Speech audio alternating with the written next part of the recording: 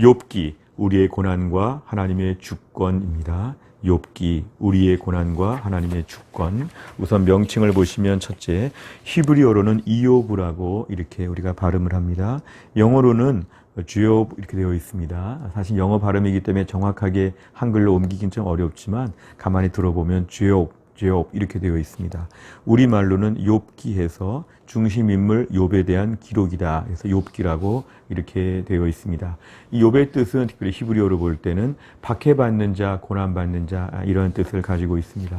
학자들은 욥기의 시대에 대해서 욥기가 지금 배열된 것은 어떻게 보면 에스더 뒤에 있기 때문에 나중이라고 볼 수 있지만 지금 시가서라고 하는 또 새로운 장르가 시작되고 있기 때문에 욥의 시대를 매우 앞으로 당깁니다. 그래서 족장 시대, 한 2000년 전후라고 할 수 있는 아브라함 시대 같은, 이삭 시대 같은 족장 시대라고 추정하고 있고, 또 우스라고 하는 그 지역적인 배경은 성경에 등장하는 다른 구절들을 염두에 둘 때 에돔 근처 사해 남부 지역으로 우리가 추정할 수 있습니다. 욥기에서의 많은 질문이 있지만 제 대표적인 것은 의인이 왜 고난을 받는가, 이런 부분에 대해서 욥기는 우리에게 중요하게 다루고 있습니다. 구절을 보시면 셋으로 좀 나눠서 볼 수가 있겠습니다. 1장과 2장에서는 믿음의 사람 욥의 고난에 대해서, 또 3장부터 37장까지를 보면 욥과 친구들의 대화입니다. 욥과 친구들의 대화. 38장부터 42장까지를 보면 하나님의 임재와 책망, 욥의 회복, 이렇게 우리가 나눌 수 있습니다. 우선 간단히 좀 살펴보면 1장부터 2장에서는 믿음의 사람 욥의 고난에 대한 이야기가 나옵니다. 욥은 성경에 의하면 특별히 1장과 2장에서 자녀가 모두 10명이라고 했고, 양이 7,000마리, 낙타가 3,000마리, 소가 500결이니까 합치면 1,000마리입니다. 소는 1,000마리가 있고 많은 종들도 있었습니다. 게다가 믿음도 참 좋았습니다. 요즘으로 치면 믿음이 좋은 재벌 회장님 같은 욥은 그 정도의 모습을 우리에게 상상하게 만듭니다. 그런데 욥이 갑작스럽게 고난을 당하게 되었습니다. 성경에서는 특별히 하나님이 욥의 순전한 믿음을 증명하도록 사탄에게 욥을 이렇게 시험할 수 있도록 허락하셨다고 그 배경을 설명합니다. 이것이 바로 1장과 2장에서의 그런 부분이죠. 게다가 욥은 자신의 몸에까지 온갖 많은 병이 있어서 큰 고통 가운데 있었습니다. 3장부터 37장까지 가운데 부분을 보시면 욥의 친구들이 등장합니다. 엘리바스, 빌닷, 소발, 엘리후, 이 4명의 친구가 등장해서 욥과 많은 대화를 벌이는데, 욥의 친구들의 일관된 생각은 인과응보입니다. 이렇게 고난을 당한 걸 보니까 내가 뭔가 범죄한 게 있다. 우리가 볼 때는 네가 의로운 줄 알았지만 숨겨놓은 죄가 있지 않겠는가, 이렇게 추궁하듯이 오늘 욥에게 신문을 벌이고, 또한 욥은 일관되게 자신의 무죄를 입증하는데 매우 흥분되고 매우 좀 예민한 자세로 합니다. 그러면서 마치 하나님과도 한번 논쟁을 벌일 것 같은 그의 태도까지도 드러나게 됩니다. 이게 오늘 대부분의 욥기의 내용입니다. 마지막 38장, 42장의 내용을 보면 이제 하나님이 드디어 나타나십니다. 그래서 하나님은 욥에 대하여 수많은 질문을 던지십니다. 너 이거 아느냐, 이거 아느냐 물어보는데 그 똑똑하고 떳떳한 욥이 한마디도 답을 하지 못합니다. 결론적으로 욥은 하나님 앞에 자신의 죄에 대해서 인정하고 자신의 허물을 고백하게 됩니다. 그러면서 이제 그가 믿음으로 온전케 되고 하나님의 귀로만 듣다가 눈으로 보게 되었다면서 욥의 신앙이 한층 더 성장하게 됩니다. 욥기 1장과 2장에 등장하는 욥이 참 매우 믿음이 좋아 보이지만 이 고난을 통해 욥이 믿음이 더 좋아졌다는 걸 우리에게 알려줍니다. 하나님은 욥의 친구들에게 너희들이 말이 합당치 않다고 친구들을 책망하시고, 욥은 오히려 처음보다 더 많은 복을 받았다는 것이 욥기 마지막 부분의 내용입니다. 세 번째로 주제를 보시면, 첫째, 고난의 시간 하나님의 주권을 믿어야 한다 그랬습니다. 사실은 고난의 시간이 올 때 우리도 대부분은 자신의 삶을 돌아봅니다. 그러면서 어떤 죄가 발견되게 될 때 그 죄값을 치른다고 생각하기도 하고, 때론 내가 너무 무죄인 것처럼 떳떳하고 당당할 때는 부당한 고난이 왔다고 하면서 세상 앞에서나 하나님 앞에서나 매우 거칠게 반박합니다. 전통적인 신앙생활 하는 우리 모두가 대부분 인과응보의 생각 가지고 있기 때문에 사실 고난을 겪을 때 우리 믿음 생활하는 저희들은 큰 시험거리에 빠지게 됩니다. 오늘 본문에 등장하는 욥은 사실은 완벽하지는 않았으나 그의 모든 죄 때문에 고난이었다고 볼 수는 없는 것이고 하나님의 허락이 있었고 하나님의 주권에 속한 것입니다.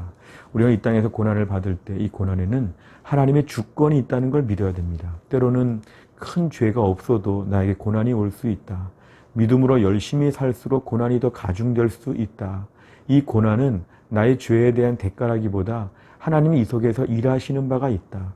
모든 고난에는 하나님의 뜻과 섭리가 있다. 이걸 한마디로 하나님의 주권이라고 합니다. 우리 장로교회의 신학 중에 제일 중요한 것이 하나님의 주권입니다. 하나님은 임의로 일하신다. 하나님은 일방적으로 하나님 일하실 수 있다. 하나님 모든 계획과 섭리와 뜻이 다 있는 중에 하나님은 창조주 하나님으로서 자유롭게 이 땅을 다스리시고 통치하시기 때문에 우리가 다 설명할 수 없는 하나님께서 원하시는 대로 뜻을 펼치실 때가 있기 때문에 하나님의 주권을 저희는 순종하고 받아들여야 됩니다. 하나님한테 왜 그러시냐고 따질 수가 없는 것은 하나님은 하나님이시기 때문에 우리 모두를 주권대로 일하실 수 있다는 걸 받아들이는 훈련이 필요합니다. 두 번째를 보면 하나님 앞에 우리 모두 겸손해야 한다 그랬습니다. 오늘 욥기의 중간 부분에 욥이 너무 당당하지요. 욥이 물론 믿음으로 잘 살아왔지만 또 이렇게까지 말할 정도로 그가 떳떳한 건 아니었습니다. 우리가 오늘날 욥처럼 신앙생활 열심히 하다가 어려운 일을 겪게 될 때 욥처럼 하나님과 사람들 앞에 거칠어질 수 있습니다. 내가 뭐가 부족하냐? 내가 무슨 잘못이 있냐? 남들은 나보다 더 심하게 잘못했다. 뭐 이런 식으로. 그런데 우리가 욥기의 고난은 뭐냐면 하나님 앞에 겸손함을 배워야 한다는 것이죠. 하나님은 38장에 나타나셔서 말씀하실 때에도 욥의 고난의 모든 이유를 설명해 주지 않습니다. 그리고 하나님께 복종하고 경배할 것을 명령하십니다. 오늘날 우리는 하나님 앞에 겸손해야 될 존재입니다. 하나님, 제가 참 부족한데 은혜로 삽니다. 저는 잘 모릅니다. 가르쳐 주옵소서. 사람들 앞에서도 은혜를 붙잡고 겸손한 모습을 가져야 되는데 이게 잘 되지 않을 때가 많습니다. 우린 너무도 마음에 큰 분노와 마음의 공격성을 감추고 있는 것 같습니다. 내가 뭐가 잘못했는데 이런 식으로 나오는 마음이 마음 마지막에 숨겨져 있는 것 같습니다. 욥기를 통해 알 수 있는 건 하나님 앞에 겸손하게 하여 주옵소서. 은혜로 살아온 것 하나님이 용서해 주시고 봐주시고 하나님 나를 많이 배려해 주셨다고 생각하고 특혜받은 인생은 잠잡고 살아야 됩니다. 하나님, 내가 오늘 주님의 특혜 속에 여기까지 왔기 때문에 더 겸손하겠습니다. 저에게 겸비한 마음을 갖게 하여 주옵소서. 이것이 기도 제목입니다. 세 번째를 보면 우리의 믿음은 고난을 통해 성장한다. 잠깐 언급했지만 욥기 1장과 2장에 등장하는 욥도 참 믿음이 좋았습니다. 그런데 오늘 마지막 부분에 욥은 믿음이 더 좋아졌습니다. 그 과정에 뭐가 있었냐 하면 고난이 있었습니다. 우리가 오늘 신앙생활을 하면서 고난은 우리 신앙생활에 해가 될 것으로 보지만 신앙생활에 반드시 유익합니다. 내가 지금 겪고 있는 수많은 고난이 나에게는 어떤 병균이라고 보기보다는 약처럼 봐야 하죠. 이 고난만큼 믿음이 성장할 것을 믿습니다. 욥의 유명한 고백, 하나님을 귀로 듣다가 눈으로 본다. 우리 집안에 지금 라디오 하나 샀는데요. 이제 갑자기 텔레비전을 샀습니다. 내가 오늘 갑자기 보게 되었다는 것 너무 놀라운 변화인데 우리 신앙생활에 이러한 성장이 반드시 있다는 것입니다. 그래서 신앙의 성장에는 고난이 양분이 됩니다. 고난이 필요해서 우리가 오늘 하나님 고난을 주신다고 믿어야 되죠. 하나님 우리를 유익하기 위해서 고난을 주실 때 이 고난만큼 망할 것이다가 아니라 이 고난만큼 잘 될 것이다. 이러한 믿음이 필요합니다. 마지막 네 번째 적용입니다. 첫째, 삶의 막다른 골목 하나님만 신뢰해야 한다 그랬습니다. 우리가 삶의 어려움이 왔을 때에 왜 이렇게 되었을까? 이것을 우리가 탓하게 되면 우리 믿음의 손해를 보게 됩니다. 삶의 막다른 골목 하나님의 주권적인 역사가 여기에 있음을 믿습니다. 여기까지 왜 오게 되었는지 여기에서 일하는 하나님의 손길을 보게 하여 주옵소서. 이 상황에도 하나님의 섭리가 있습니다. 하나님이 참새 한 마리 팔리는 거, 하나님 우리 인생의 모든 것 다 주관하신다고 했습니다. 하나님께서 모든 걸 주관하시고 역사하시기 때문에 삶의 막다른 골목은 내가 실수하거나 하나님이 실수하거나 어떤 외부적인 요인 때문에 왔다기보다는 궁극적으로 여기에 깃들여져 있는, 드리워져 있는 하나님의 신뢰, 하나님의 섭리를 믿게 하여 주옵소서. 하나님의 주권을 여기서 인정하게 하여 주옵소서. 주권 속에서 우리는 살아가기 때문에 그 속에서는 묵묵히 피조물로서 한계를 인정하고 지금을 감당하는 것이 우리의 몫입니다. 두 번째, 더 겸손히 주를 섬기는 훈련이 필요하다 그랬습니다. 우리가 많이 겸손해졌지만 고난의 때에 마음이 거칠어지는 걸 보면 아직도 멀었습니다. 하나님, 저를 겸손하게 하여 주옵소서. 자기 의를 세우지 않게 하여 주옵소서. 너무 당당하지 않게 하여 주시고 매일매일 엎드려 은혜 구하게 하여 주옵소서. 예배를 드릴 때도 너무 거친 마음, 너무 떳떳한 마음, 마치 바리새인이 나는 일주일에 2번씩이나 금식하고 하루에 몇 번씩 기도하고 이렇게 바리새인처럼 하지 말고 세리처럼 가슴을 치며 엎드려 기도하는 겸손한 심령을 주옵소서. 몸된 교회를 섬길 때도 더 겸손한 마음을 우리에게 허락하여 주옵소서. 이런 낮아짐의 마음이 우리에게 훈련되어져야 합니다. 마지막 세 번째, 지금의 고난 반드시 믿음의 양분이 된다. 지금 어려운 일에 처한 우리 모두에게 위로가 되는 것입니다.